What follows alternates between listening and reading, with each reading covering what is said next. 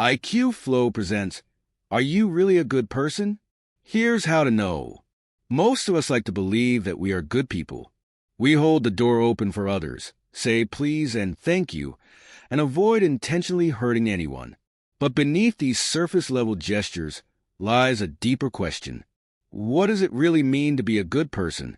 And perhaps more importantly, how do you know if you truly embody goodness or if you're simply performing kindness because it aligns with social expectations?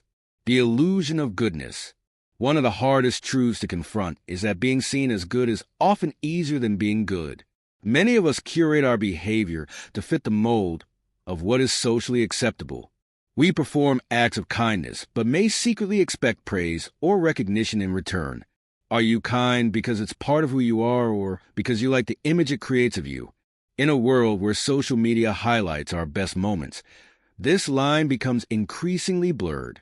We post our charity work, random acts of kindness, and thoughtful gifts, but will we still do these things if there was no audience?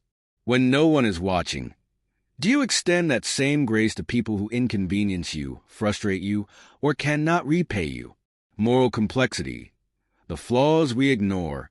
We often give ourselves credit for good intentions while holding others accountable for their actions. If someone cuts us off in traffic or forgets our birthday, we might quickly label them inconsiderate. Yet when we make similar mistakes, we are likely to blame exhaustion, stress, or misunderstandings. This moral double standard can be a blind spot in self-assessment. To truly be good, we must acknowledge that goodness is not only about what we do when it's convenient or easy, but what we do when doing the right thing is difficult, inconvenient, or comes at a cost. For example, do you apologize sincerely when you're wrong, or do you find ways to justify your behavior? Do you speak up against injustices when it's unpopular, or do you stay silent to avoid discomfort or social rejection? Do you show patience and empathy to strangers who can offer you nothing in return? The shadow self, confronting our dark corners. Carl Jung, the famed Swiss psychologist, introduced the idea of the shadow self, the hidden part of our psyche that harbors selfishness, jealousy, anger, and even cruelty. Being a good person doesn't mean erasing the shadow self, but rather acknowledging its existence and striving to understand it. Many of us suppress our darker impulses, believing that denial equals goodness. But pretending these feelings don't exist can lead to them manifesting in more harmful ways, like passive-aggressive comments, holding grudges, sudden outbursts, or undermining others. Reflecting honestly on your weaknesses and flaws can help you develop genuine compassion for yourself and for others. The selfless versus the self-sacrificing. Another common misconception about goodness is that it requires self-sacrifice to the point of depletion. We admire people who dedicate their lives to helping others, but sometimes this narrative leads us to believe that being a good person means neglecting our own needs. Genuine goodness doesn't require becoming a martyr. It involves striking a balance between helping others and maintaining healthy boundaries. If you're consistently burned out, resentful, or emotionally drained, you might struggle to act from a place of genuine care. Goodness flourishes when it is fueled by a sense of inner peace and balance. Defining your own moral compass.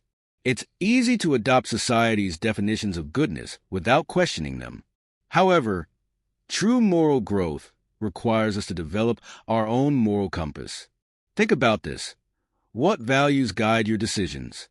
Do you prioritize kindness even when it conflicts with your ego or convenience? Are you willing to challenge your biases and assumptions? Goodness calls for reflection, effort, and the courage to admit when you fall short. Everyday opportunities to practice goodness. Being a good person often shows in the small, daily choices we make. This includes listening without interrupting when someone needs to be heard, choosing not to spread gossip, even when it's tempting, extending forgiveness when someone admits fault, and yes, even returning that shopping cart instead of leaving it in the parking lot.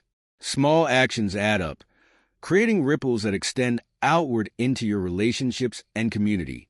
The courage to be honest with yourself. In the end, being a good person isn't achieved by winning approval or meeting some arbitrary standard.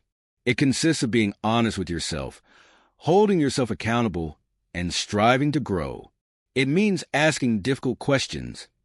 Am I as kind as I think I am? Am I fair in my judgments of others? Am I willing to improve when I see flaws in my behavior? True goodness is less defined by grand gestures and more by the quiet, consistent work of aligning your actions with your values. It means resisting the urge to perform goodness for validation and instead choosing to live it authentically, even when no one is watching. So, are you really a good person?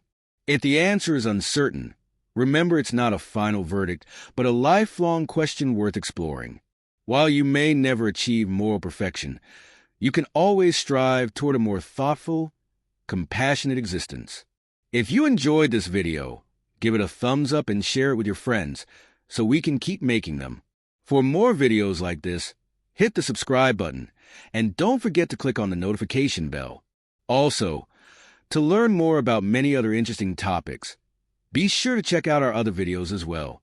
Thanks for watching.